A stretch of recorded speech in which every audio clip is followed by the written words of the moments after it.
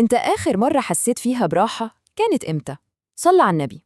عارف إحساس إنك طول اليوم مش عامل حاجة فعلاً بس تعبان؟ كأن دماغك شغالة 24 ساعة وجسمك مطفي. إحساس غريب صح؟ بس ده الواقع اللي كتير مننا عايشينه. بتصحى أول حاجة تمسك الموبايل، سكرول، فيديو، ريل، إشعار، مقارنة، أخبار.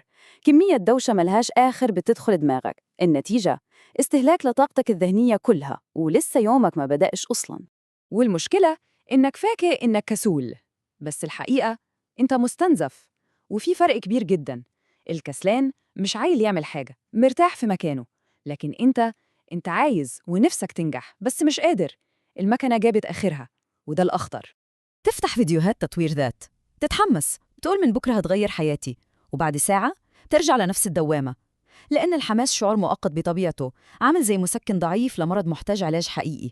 لو حسيت بالإحساس ده قبل كده اكتب في الكومنت تعبت. مفيش كسوف، كلنا في نفس الدايرة دي بنحاول نفهمها ونخرج منها.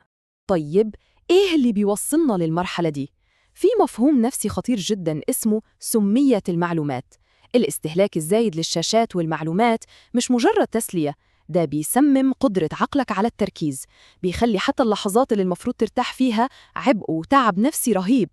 الموبايل مش بيسرق وقتك بس، هو بيسرق تركيزك، هدوءك، وقدرتك تستمتع بأي حاجة.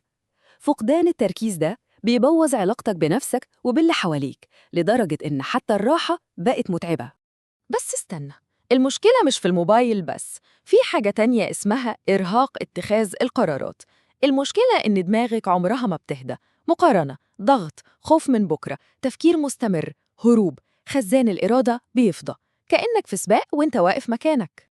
وهنا بنوصل لأهم نقطة. أنت مش محتاج حافز جديد، أنت مش محتاج موتيفيشن جديد، أنت محتاج تبطل استنزاف، محتاج توقف النزيف العقلي ده فوراً.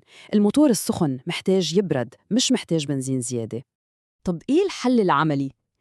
اقفل كل حاجة 10 دقايق، من غير موبايل، من غير فيديوهات، من غير دوشة، واقعد مع نفسك في صمت تام. وقتها بس هتحس وتعرف قد إيه دماغك كانت مرهقة. أي حاجة بنعملها في حياتنا بنعملها عشان نرتاح، بس الخلاصة اللي لازم نخرج بيها من هنا: مش كل تعب سببه شغل. بعض التعب وأصعبه الحقيقة سببه إنك مش سايب عقلك يرتاح. مساحة الصمت دي هي اللي دماغك محتاجاها. لو وصلت لحد هنا اكتب هرتاح، اعمل لايك واشترك في القناة وفعل زر الجرس عشان الشرح الجاي ممكن يغير طريقة عيشك فعلاً. وفي النهاية دايما نفتكر إن التغيير بيبدأ بقرار إنك تحافظ على طاقتك. ابدأ بنفسك وسيب أثر.